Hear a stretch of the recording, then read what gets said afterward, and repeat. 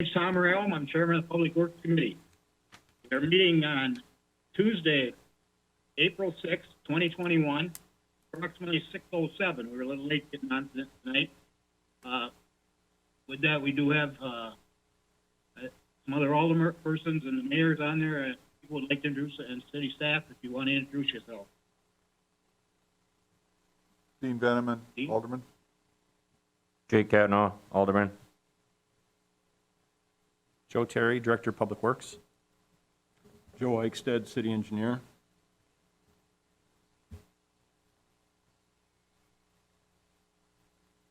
And Mayor Blazer. Okay, let's go to item number 2. Let's review the DPW. All right, I'll touch on a few highlights. The report's in your packet, but we'll go over a couple of things here that I think are especially noteworthy.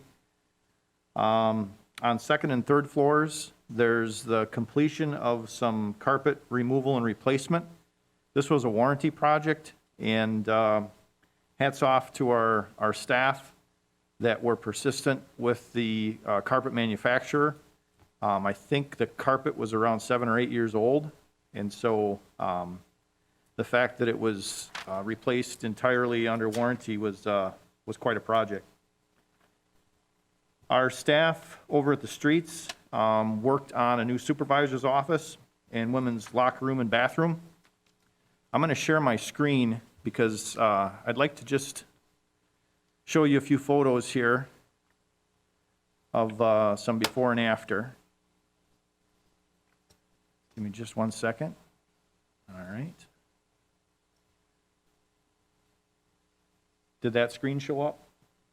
Okay. Yep. So this is what we did is create some office space and some restroom space for our female employees out of some rooms that were, one was a storage area that was underutilized, and the other was moving some non-support walls to facilitate offices for the management staff. So the photos you see here are some of the before. The photo to the first two, the left and the middle, is what we're going to look at next, if I can make this work. So that photo was looking kind of west, this is looking east, but this is the completed office space. We did most of this with our own staff. This was a room that had some oil and some other supplies, and that was converted into a small conference room. And the guys are trying to get out of the way, but this is some progress towards changing out our part of our area that we were using as a wood shop into the female locker room area. So again, impressed with the talent of our staff and getting those projects accomplished.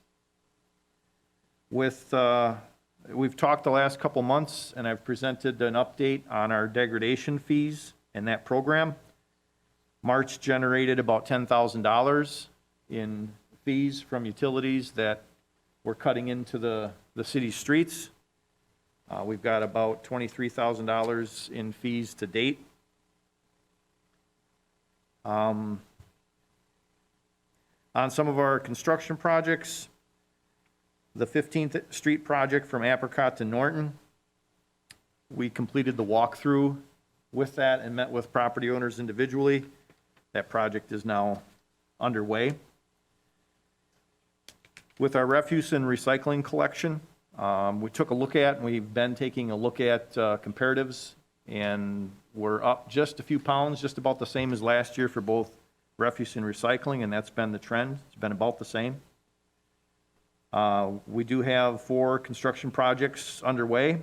The Lincoln High School Community Quadplex project.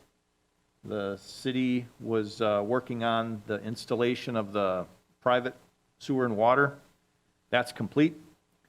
So there's nothing that the city's holding any of that project up on. We'll work in the right-of-way later on in the summer. As I mentioned, the 15th Street from Norton to Apricot is underway. I was out there today. They've got sanitary sewer halfway down the first block already, probably all the way down the first block by now. Metalco Rail Spur, the crew is out doing some general tree removal and just some general prep. That project, we're still waiting for final approval from CN and then concurrence from the DOT. And then we did some tree removal for a project that we're going to do a little later in the summer out on 18th Avenue South from West Grand to Russell. We've completed quite a bit of our spring cleanup on our streets, from picking up garbage on highways, blowing off islands and sweeping streets, starting preparation for landscape areas and new mulch, picking up the sand barrels and other green space cleanup. We took delivery on our new excavator, and that has been in use and working real well. And then our mechanics also did some other heavy equipment service, including annual service on our dozer. A few things of note for wastewater. The wastewater utility's been working to complete or work on a pilot program for phosphorus removal, trying to avoid the high costs of brick and mortar solutions. And the full-scale pilot for return-activated sludge fermentation will begin in April. It's a proof of concept and could save up to 90% on estimated chemical costs for phosphorus removal. And we've used staff talent for the fabrication of the hybrid reactor for this test. We're also in planning stages are underway for the full-scale pilot test for our post-anaerobic digestion treatment. If this is successful, significant savings on energy costs associated with side stream ammonia removal may be realized, and that's something that the city's going to have to deal with in its next permit. So we're trying to get ahead of the game and get those things done. If you had a chance and you saw it, well, we've with thanks to community media and the staff at Wastewater, we put together a virtual tour of the wastewater plant. I'm proud to say that went live on January 29th, and we've already had 1,300 virtual tours, 1,300 views of that tour. It's about an hour-long program. The first half is a tour of the facility. The second half is a review of our testing process, and then some recognition for some of the staff and some of the recent awards of excellence that the wastewater staff has received.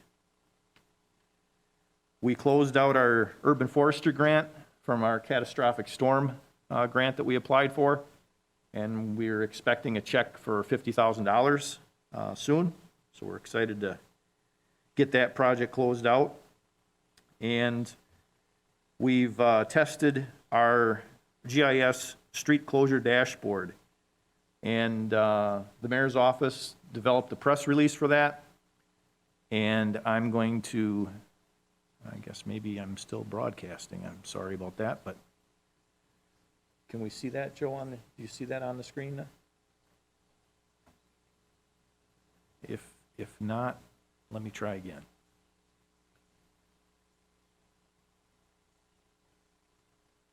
We're going to try again.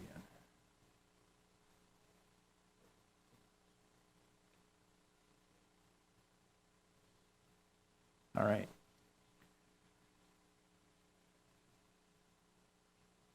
Okay.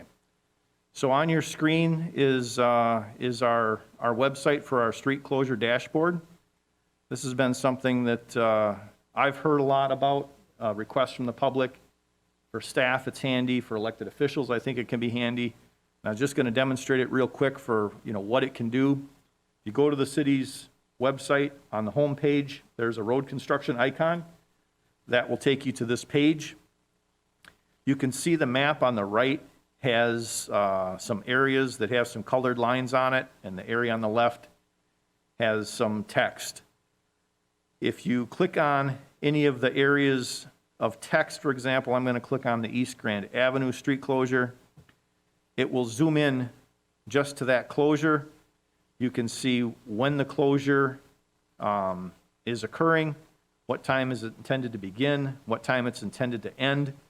And you can see from the legend at the top, we've got street closures, current, future. We also have lane closures, current and future.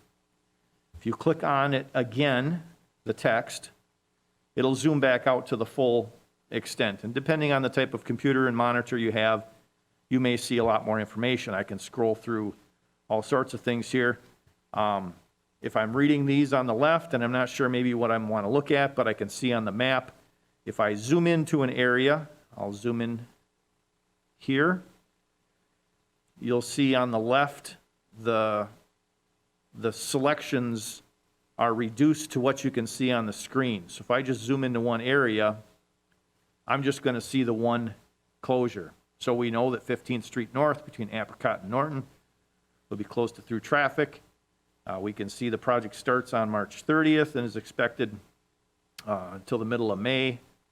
So this is a tool that I think will be very useful. I'm certainly pretty excited about it. There aren't a whole lot of municipalities with a tool like this.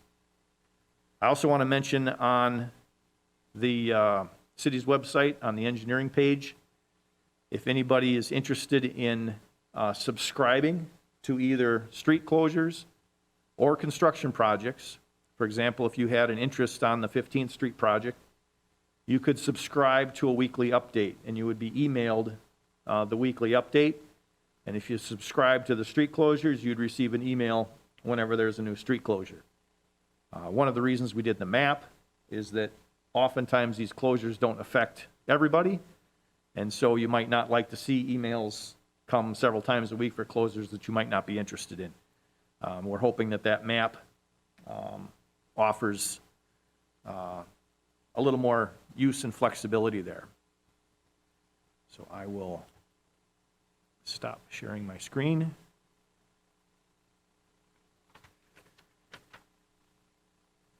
And that concludes my DPW report for this month. Thank you, Joe. Very interesting.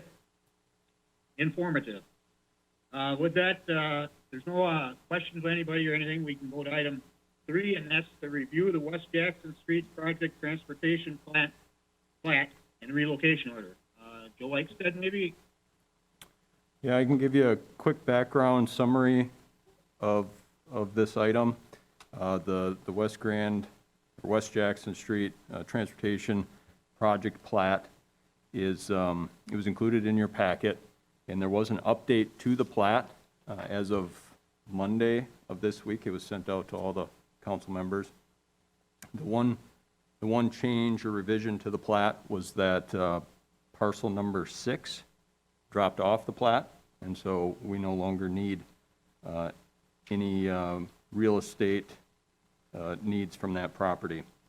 So there are 8 parcels in total, one of which is the city hall property. And so I guess should back up here just a moment, but the transportation project plat and relocation order are what's before us today. The plat defines the ownership of the parcels along the project, along with the property that's needed for construction of the road project. Both permanent, long-term, and temporary interests are defined. And so we've got a variety of interests that are required to construct the project. So there's temporary limited easements. Those are the TLE acronyms that are identified in the plat. There's also highway easements. That's the HE acronym. And then the fee interest, which is permanent property purchase, outright purchase of property and dedication as right-of-way. So there are 3 parcels that we're looking to get highway easements from. And the difference with a highway easement versus a fee interest is simply that we can get an easement for the highway for transportation purposes, but we don't technically own the land. And the reason for that is there's from the expressway to about Fourth Avenue, that section of roadway is encumbered with hazardous material. And so the hazardous material liabilities are the responsibility of the landowner. And so in the best interest of the city, a highway easement is a preferred route with that. And then there is almost 300 square feet of fee interest from one property owner, which is the Mead Witter Foundation, adjacent to the parking lot that Wood County currently uses between 2nd Avenue and 3rd Avenue.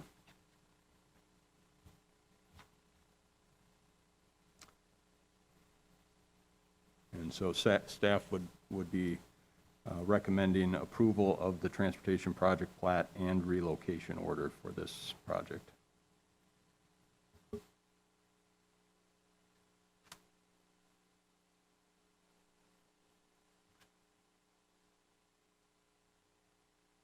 Hey, I'll make a motion to approve the project plat and relocation order. I'll second. Does anybody have any questions on that anymore or anything? Comments?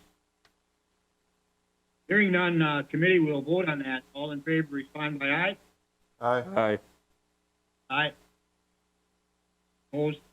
Vote carries 3-0. Item 4, update on the status of the rail car storage agreement on city-owned rail. Mr. Perry? Thank you.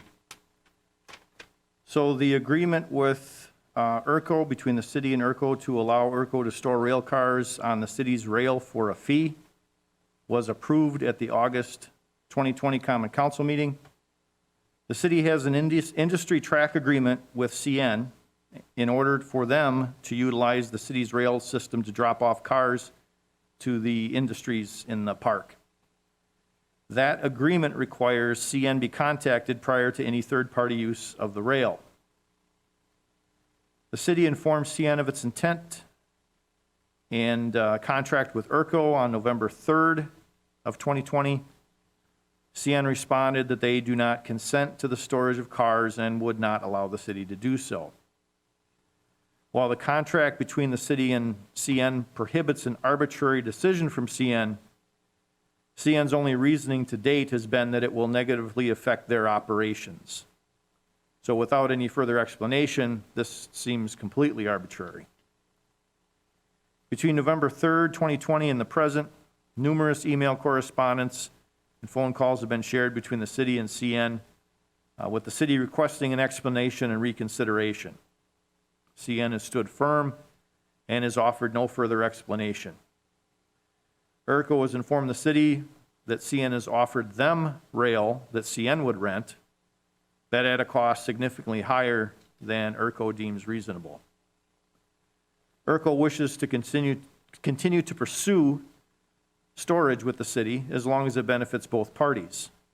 Instead of terminating the agreement, ERCO has agreed to cease paying the monthly minimum payment, and at the same time is not requesting reimbursement for payments already made, because the city has demonstrated that it's been a good partner and is making every effort to accommodate the storage. On March 24th, after discussing the matter with Attorney Schill, I forwarded the correspondence between the city and CN and the agreements between the city and ERCO to Attorney Richard Eady of Stafford Rosebaum LLP for comment and a proposal. Richard is the attorney that specializes in municipal contracts and has worked with and aided the city on the recent wastewater contracts. The rail the city wishes to utilize is otherwise dead rail. It was intended to facilitate future expansion and is otherwise unused. CN's denial without specificity is just simply unacceptable. The city's invested significant capital into its East Side Industrial Park and rail system with the opportunity to recoup some of that cost and serve a regional industry. Industrial users in the park have also had problems with CN recently, and so I'm optimistic the discussions with CN will lead either to a resolution or potentially a third-party interest that may allow the city to dissolve the agreement with CN altogether. There's no action that I'm asking to be taken here. It's just an update to keep the committee informed of the progress and some of the challenges with CN. Thank you, Joe. Does anybody have any questions of Joe? Comments? Again, Joe, thanks for the update on that and keep us informed of progression on what's taking place. If there's no further questions, we go to item 5, and that's to review our referral list.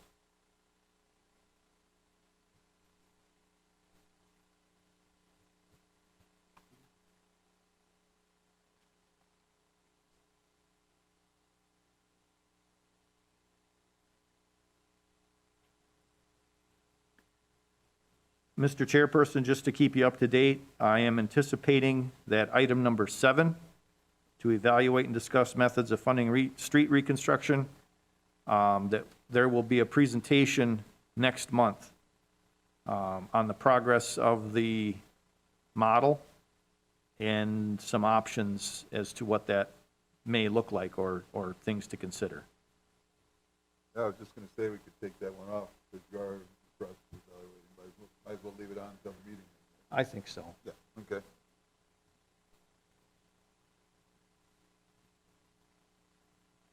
Okay, thank you. Any other further comments or anything? Nope. Hearing or seeing none, I guess we can vote item 6, and that's we're to adjournment. Move to adjourn. I'll second that. We have motion and second to adjourn. Committee, all in favor, respond by aye. Aye. Opposed, ayes have it. The meeting's adjourned at 6:29 PM. Thank you all.